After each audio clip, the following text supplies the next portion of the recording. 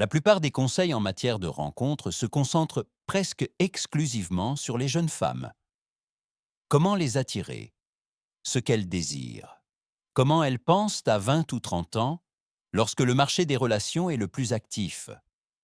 Cependant, il existe un groupe de femmes dont presque personne ne parle en profondeur. Les femmes après 40 ans. Et comprendre ce qui les motive n'a rien à voir avec la compréhension d'une femme de 25 ans. Parce qu'à cet âge, une femme a déjà vécu. Elle a accumulé des expériences, des déceptions, des blessures émotionnelles et aussi une forme particulière de sagesse. Elle n'agit plus avec la même ingénuité ni avec la même attente d'avenir. Elle ne sait peut-être pas toujours exprimer avec des mots ce qu'elle veut, mais elle sait presque toujours très clairement ce qui lui manque.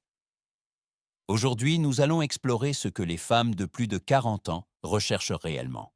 Pas ce qu'elles disent chercher, mais ce qui motive silencieusement leurs décisions. Ce n'est pas un jugement moral, c'est un exercice d'observation. Lorsque vous comprenez ce dont quelqu'un a besoin au fond de lui, vous commencez à comprendre pourquoi il se comporte comme il se comporte. Et tout commence par l'acceptation d'une réalité inconfortable. Avec le temps, l'attraction change. Non seulement ce qui est désiré change, mais aussi la raison profonde pour laquelle il est désiré. Pour comprendre une femme après 40 ans, il faut d'abord accepter que l'attraction n'est pas quelque chose de fixe, elle ne reste pas la même tout au long de la vie, car elle ne naît pas du même endroit.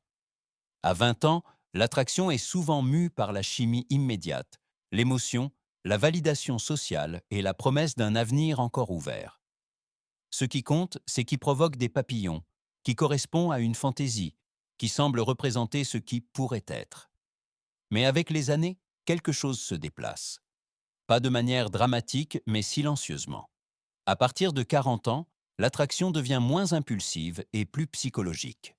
Elle ne tourne plus tant autour de la construction d'un avenir idéal, mais plutôt autour de ce qui manque aujourd'hui. La question n'est plus «que pouvons-nous devenir ensemble?» et commence à se transformer en «qu'est-ce qui est absent de ma vie en ce moment?» Ce n'est pas une critique, c'est une conséquence naturelle d'avoir vécu. Les déceptions s'accumulent. Les attentes non satisfaites laissent des traces. Les besoins ignorés ne disparaissent non pas, ils sont mis de côté. Et lorsqu'une femme atteint ce stade de la vie, ces lacunes accumulées commencent à diriger ses décisions d'une manière beaucoup plus claire que par le passé. C'est pourquoi la question clé n'est plus ce qui l'attire à première vue. La vraie question est de quelle faim émotionnelle elle souffre. Ce manque peut prendre de nombreuses formes différentes, selon son histoire, ses blessures et les décisions qu'elle a prises des années auparavant. Et à partir de là, des schémas qui se répètent encore et encore commencent à apparaître. Le premier schéma qui apparaît souvent est celui de la femme qui cherche la validation. Dans ses jeunes années, elle était habituée à recevoir un type d'attention spécifique. En entrant dans une pièce, les regards se tournaient, les compliments venaient facilement. L'attention masculine était constante et, pendant longtemps, elle a fait partie de son identité. Son attrait fonctionnait comme une monnaie qu'elle avait toujours à portée de main. Avec le temps, cette dynamique change. L'attention diminue, elle ne disparaît pas complètement, mais elle n'est plus automatique. Les regards se font plus rares, les éloges demandent plus d'efforts. Et, soudain, elle se retrouve à rivaliser pour une attention qu'elle recevait auparavant, sans la demander, dans un environnement où des femmes 20 ans plus jeunes occupent le devant de la scène.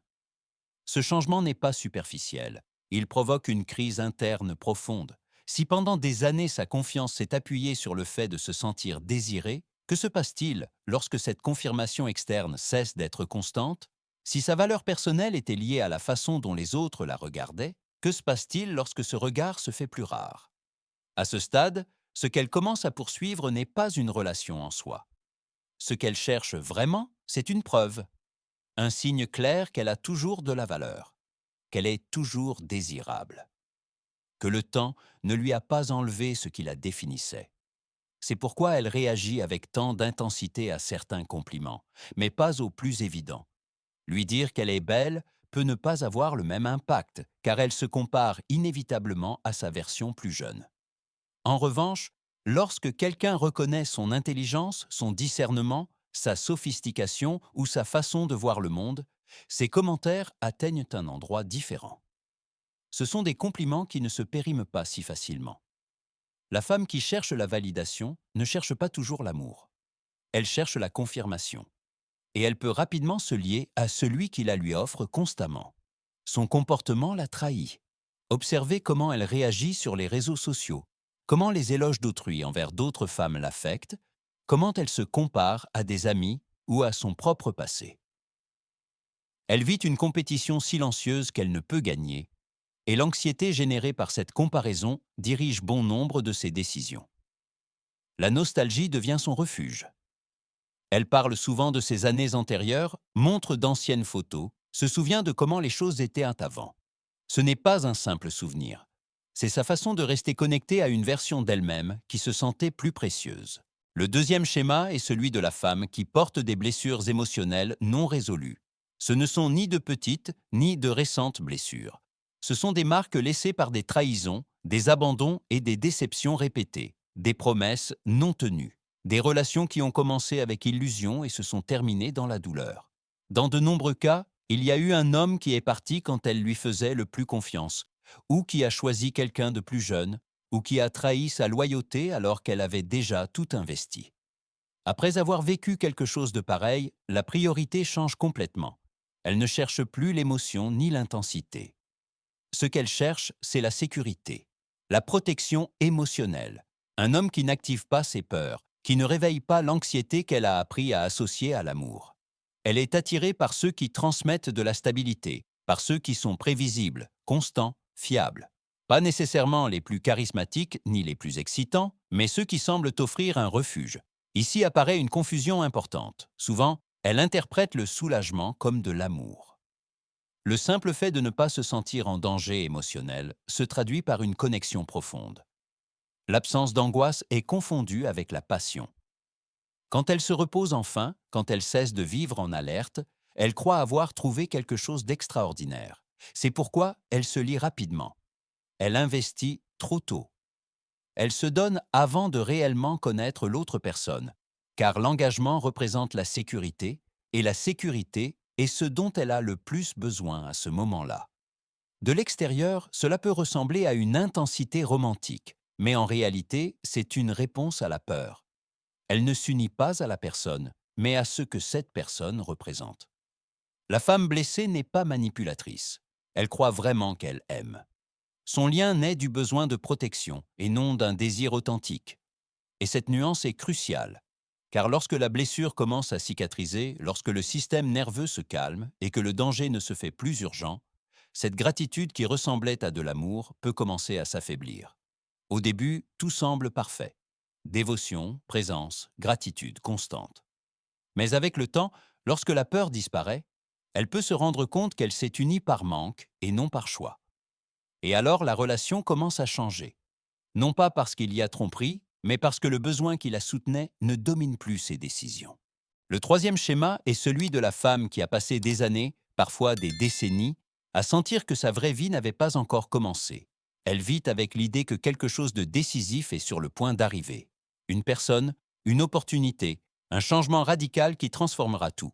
Pendant ce temps, elle perçoit son présent comme une antichambre, comme une étape provisoire qui n'existe que jusqu'à l'apparition de ce à quoi elle est réellement destinée. Elle peut avoir des relations, même des relations longues, mais elle les vit rarement comme définitives. Les hommes qui entrent dans sa vie occupent là le rôle de compagnons temporaires. Ils sont suffisants pour l'instant, mais ce ne sont pas ça qu'elle attend. Sur le plan émotionnel, elle ne se donne jamais entièrement à ce qu'elle a devant elle, car une partie d'elle-même reste ouverte à la possibilité de quelque chose de mieux. Ce qu'elle poursuit, ce n'est pas une amélioration progressive, mais une transformation complète. Le voyage qui changera sa façon de voir le monde. L'homme qui éveillera une version différente d'elle-même. L'expérience qui, enfin, fera que sa vie lui semblera authentique. C'est pourquoi elle est attirée par la nouveauté, la spontanéité, le sentiment d'aventure. Non pas parce qu'elle est véritablement aventurière, mais parce que le nouveau nourrit le fantasme que le changement est encore possible. Le problème est que le fantasme est souvent plus attrayant que la réalité. La relation imaginée dépasse toujours toute relation réelle. Ainsi, elle continue d'attendre, continue de poursuivre, continue de traiter ce qui est concret comme quelque chose de provisoire. Elle reste fidèle à une idée, et cette fidélité la rend déloyale à sa propre réalité. Ce type de femme est facile à attirer au début. La nouveauté génère de l'enthousiasme. Vous pouvez sembler être exactement ce qu'elle attendait. Mais cet enthousiasme a une date de péremption. Quand vous passez d'une possibilité à faire partie de sa vie quotidienne, la magie s'estompe. La tentation apparaît à nouveau, non par manque de valeur, mais parce que son attention est toujours orientée vers ce qui n'est pas encore arrivé. Elle n'est jamais complètement présente, car une partie d'elle-même continue de regarder vers l'avant, convaincue que le meilleur reste à venir. Le quatrième schéma apparaît chez les femmes dont la vie a toujours été organisée autour d'hommes qui s'occupaient des aspects difficiles. D'abord, ce fut le père, puis des partenaires, ensuite un mari. Quelqu'un d'autre gérait l'argent, prenait les décisions importantes, résolvait les problèmes pratiques. Elle est passée d'une figure de soutien à une autre, sans jamais construire sa propre structure de vie adulte indépendante. Quand cette structure disparaît, par divorce, par perte ou par des circonstances inattendues, elle se retrouve confrontée à un monde pour lequel elle ne se sent pas préparée. Et la peur est profonde. Ce n'est pas seulement la peur d'être seule, c'est la peur de ne pas savoir comment se soutenir. À ce moment-là, ce qu'elle commence à chercher, ce n'est pas l'amour romantique, mais un autre gestionnaire, un autre homme qui s'occupe à nouveau de ce qu'elle n'a jamais appris à gérer. Mais ici surgit une contradiction dangereuse. Elle a tendance à en vouloir précisément au rôle dont elle a besoin. L'autorité masculine lui rappelle sa dépendance et ce sentiment la met mal à l'aise. C'est pourquoi elle est attirée par l'intensité émotionnelle, par le drame, par les relations chargées de passion. Ces émotions lui donnent l'illusion de liberté face aux limitations pratiques qu'elle tente d'éviter. Elle peut rejeter un homme stable et responsable parce qu'il lui semble étouffant, trop ressemblant aux figures qui ont organisé sa vie par le passé. Cependant, en même temps, elle aspire à ce que quelqu'un prenne le contrôle et lui redonne le sentiment d'ordre. Elle veut être à la fois prise en charge et libérée, deux désirs qui s'entrechoquent et génèrent le chaos. Ce schéma se reconnaît par la confusion constante entre intensité et amour. La stabilité lui semble ennuyeuse, le calme semble vide. En revanche, l'homme imprévisible, celui qui déstabilise, la fait se sentir vivante. Sa vie alterne souvent entre des périodes de choix sensés et des phases d'impulsivité qui détruisent ce qui a été construit. Elle sabote des relations sûres et se jette dans des liens qu'elle sait ne pas pouvoir la soutenir. C'est, à bien des égards, une adolescente émotionnelle dans un corps adulte, avec accès au plaisir et aux décisions d'adulte, mais sans avoir pleinement assumé les responsabilités qu'impliquent ces décisions. Le cinquième schéma est celui de la femme qui a bâti son identité autour du succès professionnel. Elle est compétente, résolue, habituée à diriger. Pendant des années, elle a développé des compétences qui lui ont permis d'avancer et de se distinguer. Prise de décision, fermeté, contrôle émotionnel, capacité de commandement. Dans sa carrière, ces qualités ont été un avantage évident. Le problème apparaît lorsque ce mode de fonctionnement ne s'éteint pas en quittant le travail. Elle transpose le rôle exécutif dans sa vie personnelle. Elle gère les relations comme s'il s'agissait de projets, établit des stratégies, fixe des rythmes, évalue les résultats. Céder le contrôle la met mal à l'aise, car pendant longtemps, elle a associé la vulnérabilité à la faiblesse, et la faiblesse n'avait pas sa place dans sa trajectoire. Ce qu'elle poursuit est contradictoire. D'un côté, elle désire un homme qu'elle puisse respecter, quelqu'un d'assez fort pour ne pas sentir qu'elle le dirige. De l'autre, il lui est très difficile de ne pas rivaliser, de ne pas s'imposer, de ne pas garder le commandement. Elle aspire à se donner, mais ne sait pas comment le faire, sans sentir qu'elle perd quelque chose d'essentiel. Cette tension crée un va-et-vient constant. Elle est attirée par des hommes de caractère et peu après entre en conflit avec eux. Elle veut être guidée, mais quand le guidage apparaît, elle se rebelle. Elle est épuisée de toujours maintenir le contrôle, mais n'arrive pas à le lâcher. Cette charge génère une pression interne, émotionnelle et physique qui ne trouve pas de voie de décharge claire. Sous cette armure se trouve une femme qui désire profondément se sentir suffisamment en sécurité pour baisser sa garde. Elle a besoin de faire confiance pour pouvoir se rendre. Mais la confiance exige l'exposition, et l'exposition a été précisément ce qu'elle a appris à éviter au fil des ans. Elle est restée piégée par sa propre compétence. Pour celui qui est attiré par ce type de femme, il est important de comprendre le paradoxe. Elle mettra votre fermeté à l'épreuve encore et encore. non pas pour vous renverser, mais pour vérifier si vous êtes capable de la soutenir. Ces épreuves sont épuisantes, mais ce sont aussi des invitations. Ce n'est que lorsqu'elle est convaincue qu'elle n'a pas besoin de contrôler qu'elle commence à envisager la possibilité de lâcher prise. Le sixième schéma apparaît chez les femmes qui, à un moment de leur vie, ont appartenu à un monde différent. Un certain niveau social, un environnement économique spécifique, un cercle de relations et un style de vie qu'elles ressentaient comme les leurs. Peut-être était-ce à travers un mariage, une période de succès personnel ou le contexte familial dans lequel elles ont grandi. Ce monde définissait leur identité, puis quelque chose a changé. Un divorce, une chute financière, une perte inattendue. Et maintenant, elles vivent une réalité qu'elles perçoivent comme inférieure à la précédente. Pas nécessairement une vie précaire, mais une vie réduite, plus petite, voire humiliante comparée à ce qu'elles ont été.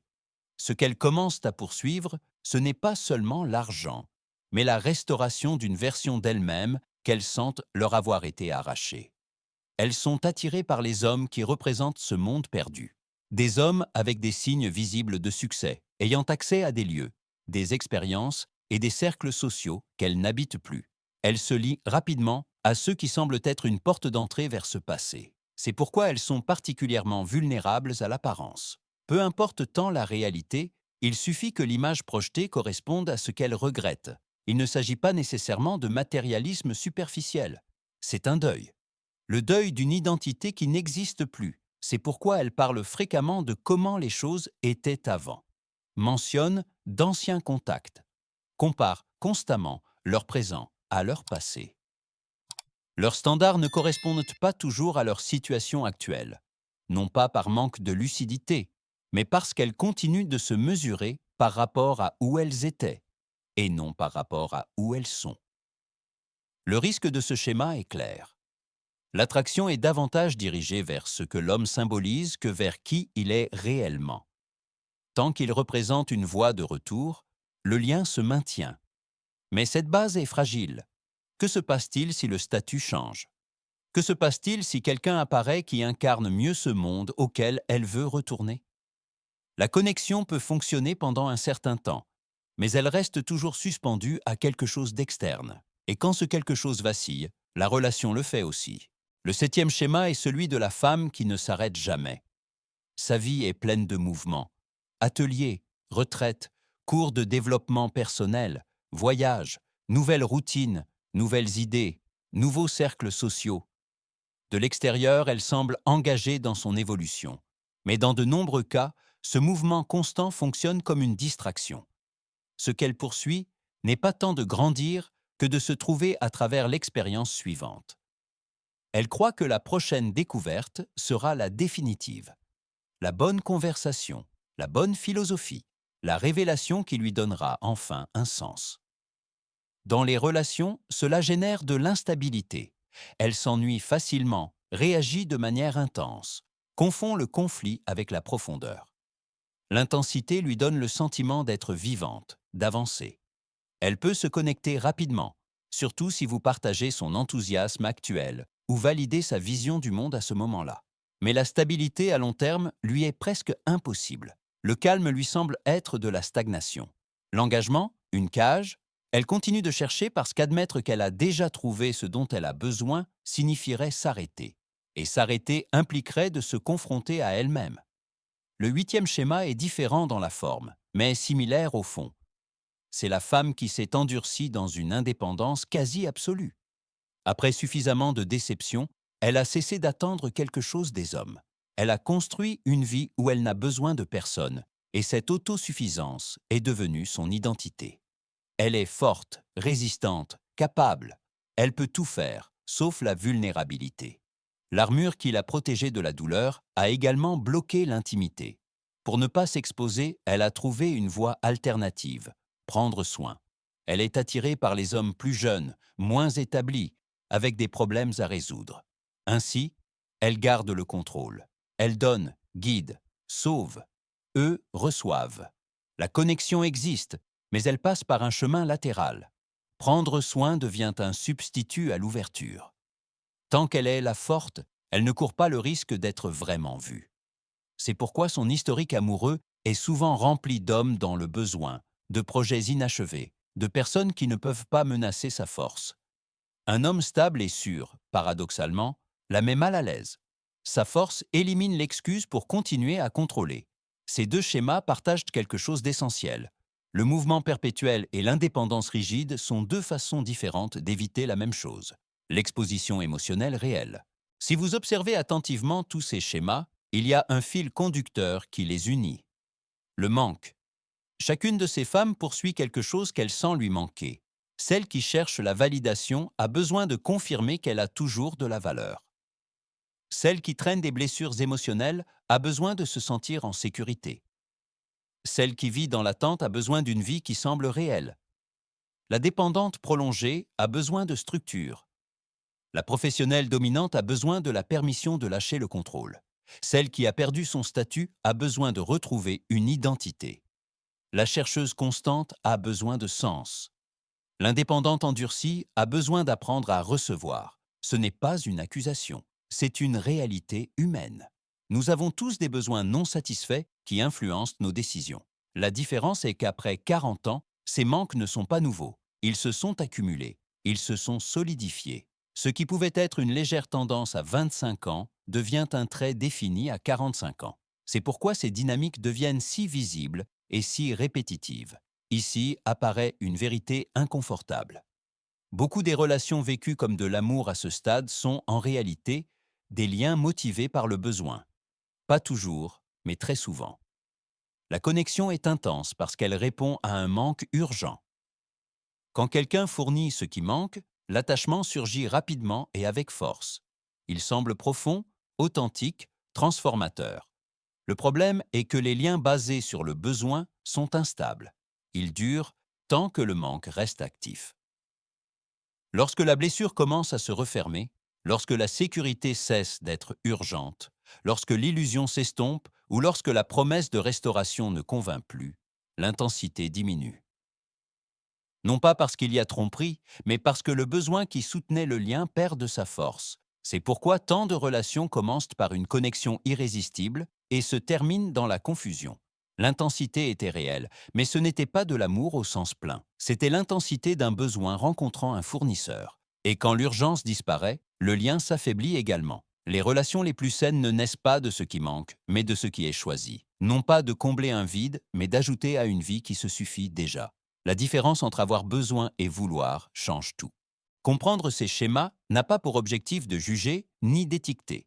Sa vraie valeur réside dans la clarté. Lorsque vous comprenez ce qui motive une personne, vous cessez de réagir avec confusion et commencez à voir la carte complète. De nombreuses relations échouent donc, non par manque d'intention, mais parce que chaque partie croit construire quelque chose de différent. L'un pense offrir de l'amour, tandis que l'autre cherche la sécurité, la validation ou une voie d'évasion. Comprendre ce que beaucoup de femmes de plus de 40 ans recherchent réellement n'est pas du cynisme, c'est du réalisme. Cela permet de reconnaître quand une connexion naît d'un désir authentique et quand elle surgit d'un manque non résolu. Cela permet également de prendre des décisions plus honnêtes. Vous pouvez vous demander si ce dont l'autre personne a besoin est quelque chose que vous pouvez réellement offrir, sans feindre, sans promettre plus que ce que vous êtes capable de soutenir.